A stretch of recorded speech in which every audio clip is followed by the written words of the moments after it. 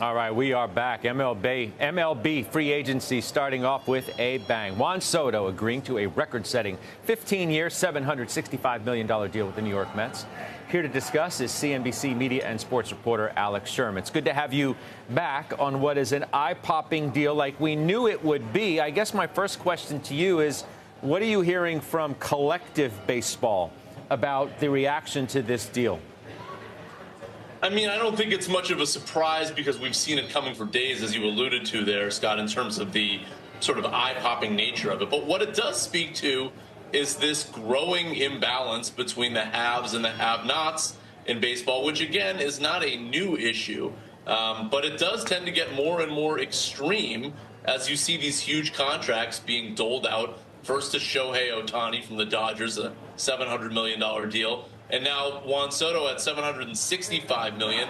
There are only a handful of clubs that can afford this. And then you sort of have the rest of the league, and you do wonder, is this right for baseball? In fact, it's something that I asked Dodgers co-owner Stan Kasten about a couple weeks ago. Take a listen to what he said, because the Dodgers are actually one of the haves, and that haves and haves not.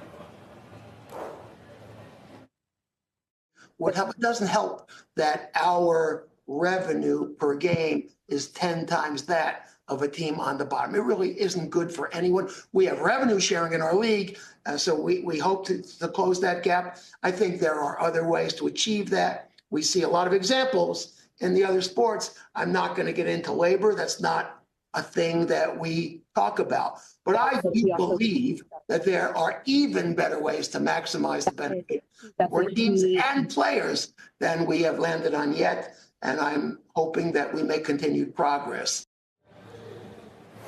So here you've got the president and a co-owner of the Dodgers who just won the World Series and is one of those teams that's able to compete at that level. Even he is saying, I don't know that this is great for the game. This is something that I talked to Adam Silver about, the NBA commissioner, a few weeks ago, too. He says the data is crystal clear in the NBA. More parity, better for fans, better for the sport. It's not something we've seen in Major League Baseball for decades.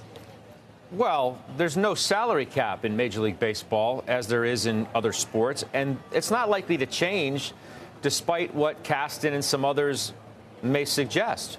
Well, I guess that's the issue, right? So the collective bargaining agreement is coming up in 2026, and your point is well taken, Scott, which is, well, why isn't it likely to change? Because the players would have to allow a change, and there's no incentive at all for players and the Player Association to say, we don't like this, because just take a look at the results. I mean, in fact, everyone else in other sports are looking at baseball and being like, man, I really like what they have going on here. I should get my kids to play baseball. They can cash in on these long-term guaranteed contracts. So this is why things have not changed in baseball for many years. And it would have to be a probably sustained lockout driven by the owners and the league in order to cause a significant change. Let's talk about this contract specifically, because I think many assumed, maybe that's the right word, maybe it's not, myself included, frankly, that there was going to be a tremendous amount of deferred money, just like there was for the Shohei Ohtani deal. And in fact, there is not, which raises another issue that if this deal now sets the precedent, like I thought the other one would, it further decreases the pie of potential owners who have that kind of cash now to pay these contracts in the here and now and not have a lot of this compensation deferred down the road. Steve Cohen, the Mets owner, told our Andrew Ross Sorkin that he felt like owning the Mets was almost a philanthropic gesture, that it was his civic duty to own the Mets and to spend as much as possible to bring them a championship. Well, not every owner takes that tact, and a lot of ownership structures are different, as in all sports. Steve Cohen is a billionaire and is clearly willing to take on whatever cost is necessary to bring in players like Juan Soto. Most major league clubs are not set up that way, either by the personal choices of their ownership group or simply the structure of their ownership group, in that they don't have that type of money to spend. So you're absolutely right. It's yet another example of how having no salary cap distinguishes Major League Baseball from other large professional sports in this country.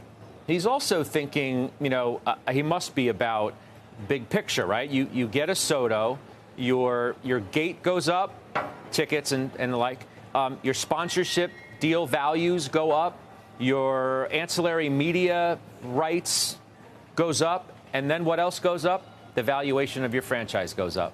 Yeah, that's true. And look, the Mets are in a particular situation, again, sort of a haves and have-nots situation in Major League Baseball, where they have a functional regional sports network. A lot of teams don't, because they don't have the right eyeballs watching the games, or because their team is owned by a conglomerate like Diamond Sports, which has gone bankrupt. And that's due to the slowing number of people actually watching cable TV. So the reformation of the regional sports network model is also very much going to change the game in terms of how much money each of these teams brings in. But if you have a billionaire owner that's willing to spend whatever amount of money, even if it goes over all of those additional revenue streams that you just talked about, even if it's a money-losing venture for him, he's still willing to do what it takes. Yeah, that puts the Mets in a different category. Great news for Mets fans today. But, I do think the rest of the league is probably scratching its head a little bit, thinking, is this really the direction we want this sport to go in? Yeah, we'll see where it goes from here. They don't call it an arms race for nothing. Alex, thanks so much for your insight. I appreciate you. That's Alex Sherman joining us here.